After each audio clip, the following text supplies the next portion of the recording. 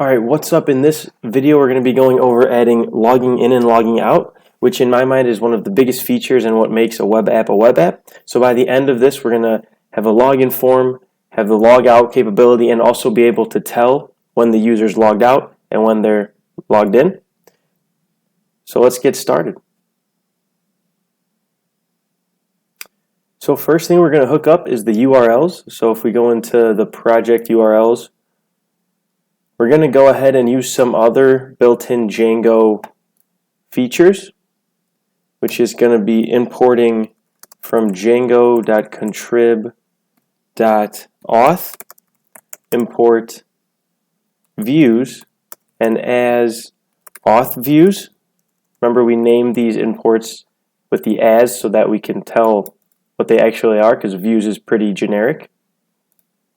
And then what we can do is hold Shift Alt and click the down arrow to copy this line of code. And we could change it from register to login, and instead of user views.register, we'll use, should have just deleted it all, but we'll use auth underscore views dot login view, and see the casing there, how it's all uppercase. And we have to go login view dot as underscore view, and that's because this is a class. You can tell by the how it's named with the casing that it's a class, and so we have to append this dot as view, and then we can name it user dash login, and then we can actually duplicate this again and create another path, and this time for log out. So this will be the logout path, and again auth views, this time it's log out view, and it's a class, so we have to use this dot as view method, and the name will be user logout. So we can go ahead and save that, and the URLs are hooked up. Now if we try and run this, so if we go back into the terminal here, either in command prompt, the terminal, or in right here, Visual Studio Code, and again control apostrophe to open and close that. And also remember to have your virtual environment running. So here's the command env/scripts/activate. Again, env is what you named the virtual environment. And so now we can run the server, python manage.py, run server.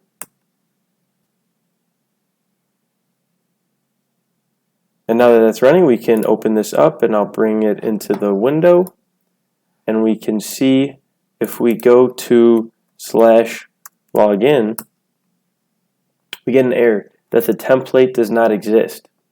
And that's because if you could see here that it's looking for registration/login.html, and we don't have that file.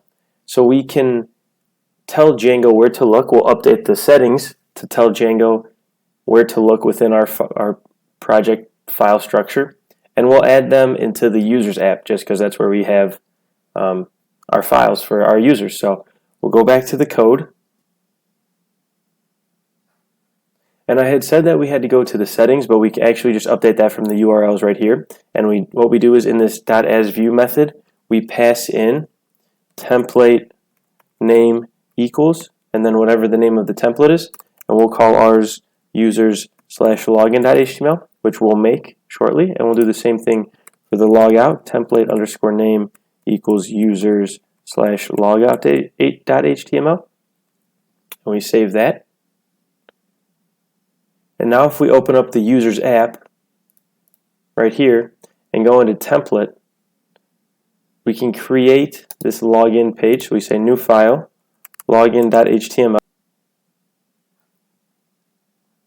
and we can grab this register page to start with, so we can just copy this and bring it over here. And then we basically just want to update it to say that it's a login page now. So we'll say login. The value of this button instead of sign up will be login, and then it'll say instead of already have an account, login here, say don't have an account, I guess. You can say if you don't have an account, then you want to make one probably. So you can say register here. That looks good. And so now if we go back and we refresh this, voila, we get this login page. Now if it if we enter something wrong, so if we enter a username that doesn't exist and a password that doesn't match, and we say login, we get this message pops up, which is perfect. But if we do enter a correct information, if I can remember the login, which I believe it is this, then we'll get another page, another error. And that's because you could see that it tries to go to account/profile, which is just the base setting of where it would redirect to. So if you had like a profile, it would go to your page. And we don't have that page set up yet. So we'll have to set that up next in our settings to say, after someone logs in, redirect them to this page. So that's what. And the way we do that is super easy. We go back to the code and we go into our project settings. And in the project settings, you can set up, configure a lot of things that are automatically set up by Django and kind of customize them. And this is one of them. And we say login _redirect _URL equals. And then for us, we'll say recipes-home. Save this, meaning once a user logs in, they'll be redirected to our URL route that we named recipes home, which is basically the home page with all the recipes. So now let's try this again. Let's go back to login. And I think I should be able to remember the credentials. Cross your fingers, click the button, and boom, look at now we've logged in and we are redirected to this home page. There's only one other quick thing we need to set up in terms of like redirecting, and that is after a user registers, we don't want to just send them to the home page, we want to send them to the login page so that they can log in and we know that they just registered, that they can log in next. So we can go into our view, and right where this message success, we'll say your account has been created, comma, please log in. And then we'll return a redirect to, instead of recipes-home, to users-login, which is what we just created, that URL we just created for this login page. So now that should work. That should be all set up. After they register, they'll go log in. And so now that we have the login system implemented, let's turn towards the logout. And this one's pretty quick, but we just need to create a new file. So in this users, templates, users, where all of our UI templates go, HTML templates, right click, create new file, and we'll call this logout.html. And again, we'll just copy the register file. It's already selected, so we can hopefully copy that, paste it right in there.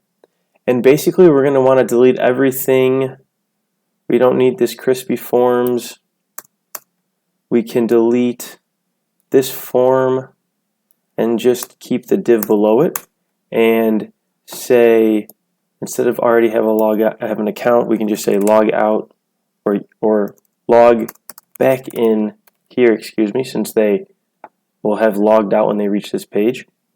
And the href will be curly braces %, URL, since we're going to pass in a URL here, and then in a string user-login, and then we'll close up this syntax here, and we'll add just at the below this container a little h2 tag that'll say you have been logged out, to let the user know that they've been logged out if they want to log back in. So perfect. So if we try and go to /logout, perfect, you have been logged out, log back in here. If we type gibberish, we get errors. If we type in real credentials, boom. So that's awesome. So we've made a bunch of progress really quickly. Now we're going to update the nav bar so that we can actually get to these pages, and so that we can tell what the user is, logged in or out, and display different things. So to do that, updating the nav bar, we're going to go back to the code and go back to our base file, which is in the recipes app, templates, and then this base file. And above the nav, let's see if we can find it. Right above the nav, or one div above the nav, let's see if we can pinpoint this. We're going to insert another div So we can type div if you have the emit, or I'll just do it long form for you folks, /div. And we'll give it a class of navbar-nav. And then we want to, here's where we want to display the different buttons, either log out or log in. And we'll do that based on if they're already logged in or not. So we'll do some conditionals. So we'll enter some templating conditional syntax and say if user, because Django will automatically pass this user into the templates for us, which is nice. So we have this user object. You can say user dot is underscore authenticated. So that'll return true if it is authenticated. And we'll say else, and then we'll close the if, so end if. So after this first block, so if the user is authenticated, then we'll want to show them the log out button. So we'll put an A tag with an href to the URL user-logout, which is that logout route we set up. And then we'll close that off, and we'll add a few classes. So we'll say class equals, and this will be nav-item nav-link. This is just some bootstrap. And then here in the text of it, we'll say logout. Okay, and then it does some auto formatting that typically helps, but not in this case.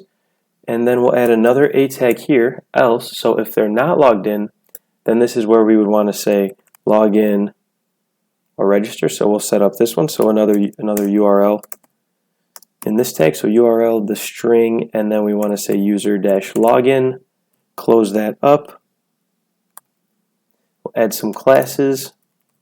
Class equals nav-item nav-link. And we will duplicate this. So Shift-Alt down arrow on Windows and Shift-Command down arrow maybe on Mac. Something like that, but we'll just update this quickly to be user-register, and we'll change the text to be register. So if we say if the user is authenticated, then we'll display the log out button because they're authenticated, so they can sign out. That's their other option. Otherwise, if they're not logged in, then they can log in or register. So let's see if we got this right. So we'll go here, server should still be running, and beautiful. It's showing up here because we just logged in. If we click log out, boom, log in and register. So that's pretty awesome. Like, I think that's pretty cool. That makes a lot of use cases that's used in a lot of web apps and adds a lot of functionality right off the bat. The last thing that we could do to make this even more filled with functionality is to block certain pages based on if a user is logged in or not. And so we're going to say that if a user, only logged in users can see their profile pages. That's just the example here. You could use it for anything you want, but we'll say that only logged in users can view profile pages. So first we need to create the profile pages. So we'll do that under users and then views, since these are profile pages for the users. So we'll just come down to the bottom of the file and say def profile. So create a profile function and pass it. They take the request object, which is that incoming request from the user. And then we can just keep this super simple and just return a render of some template. Remember, we have to pass in the request here. And then the template we will just call users/profile.html, which we'll make next. So how do we have the view set up? We can go into users, templates, and then create a new file, profile.html. And again, let's just go grab something so it's easy. So we'll copy the login page, seems pretty simple. So we'll grab this content, go to the profile, paste it in, and really the only thing we need is, we don't need the form we don't need to load the crispy tags. We don't need the form. We really don't need any of this. We can just keep the main div, do an h1 tag, and now remember how I said we get access to that user object automatically from Django? It gets passed in, so we can just say user, and then with the dot notation we can access any of the attributes. So we can say user.username, and we can go check it out, and we can log in, go to DJVAC, and then type in the password. Oops, it looks like I might not know the password anymore. Perfect, now I guess I remembered it. If we go to dash profile, oops, error not found. Hopefully you caught this. I think we need to add the URLs. So if we go to the urls.py and we go to, we can copy this register one, so shift alt down arrow and hold alt and down arrow to move it to the bottom. I don't know why I did that, just personal preference. I just felt like it, and we can change this to profile, user views dash profile, and user dash profile. Save that. Now if we go back to the app and refresh the page, boom, we're logged in, so we're able to see our username. If we log out and we try and go to profile, it still works, but it's blank. So that's the next thing we have to set up, is actually blocking it so only logged in users can see that. And that's actually pretty simple with Django. So we'll go back to the code file, go into our view. We have to import something, so scroll to the top. And I do like to separate my imports into local imports at the bottom and importing from Django or other packages at the top to kind of organize them. And so we'll say from django.contrib.auth.decorators, import login required, and this is a decorator. So now we go down to this profile function, this profile page, and we can add a decorator at login required. And if you don't know what a decorator is, it just adds functionality to functions. So that's all it's doing. And now if we go back to the app and we try and access this page, well, we're not able to access it, but we get another error, and that's because it's trying to redirect us to a login that's at accounts/login, and that's not where our login URL is. So we will have to update the settings file to tell Django where to point to, basically, for this login. So that's what we'll do now. So if we go back to our code and we go to the project settings, and now below this login redirect URL, we can put just login URL equals, and we can just say user-login. So login redirect URL is where after you successfully log in, you get redirected to, and login URL is just telling Django where the actual login form itself is. So make sure we save that. Go back to Django app, try and go to profile. It should redirect us to this login page. And you can if you notice that in the browser here, the actual URL, it gives us these query parameters, which is anything after that question mark, and it says next equals dash profile. So it's saying after we log in, go to this profile page, which is a pretty cool feature that it comes with. So now if we log in, and it's always a 50-50 shot here if I can remember these passwords, but I think I got it. And now instead of taking us to the home page, it took us to our profile because that's where we tried to access before. We can go home and see the recipes. We can log out, log back in, go to our profile, which we should now add to the nav bar, so that if we're logged in like this, we should be able to access our profile. So that's what we're going to add now. So this should be super quick because it's similar to what we've already done. We'll go into the base URL. So we have recipes templates base.html, and this is going to be under next to this logout, so we can do Shift Alt up to duplicate it above, and we can go user/profile and change this to something like my profile. Perfect. Save that. Now if we go back to the app, now we can see we have this My Profile button. So we can go to Home, we can go to About, we can access our profile and see this information about ourselves. Log in, log out, and that's perfect. And this is amazing because this is basically the fundamentals of any kind of web app, any kind of website that's more than just displaying information. This is creating users, but now logging them in and out and keeping track of if they're logged in or out. So this is awesome. This is, like I was saying, basically you could take this and go anywhere. If you wanted to make Twitter, Facebook, Spotify, this is what they're built on, letting users log in and log out.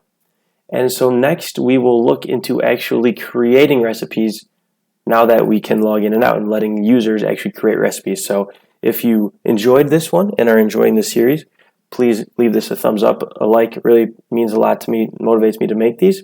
If you are looking forward to the next series or the next episode and want to get notified when it comes out, be sure to subscribe and comment and let me know if there's anything that you need help with, or if you are enjoying it, just let me know. And that also means a lot to me. Otherwise, I'll see you guys in the next video.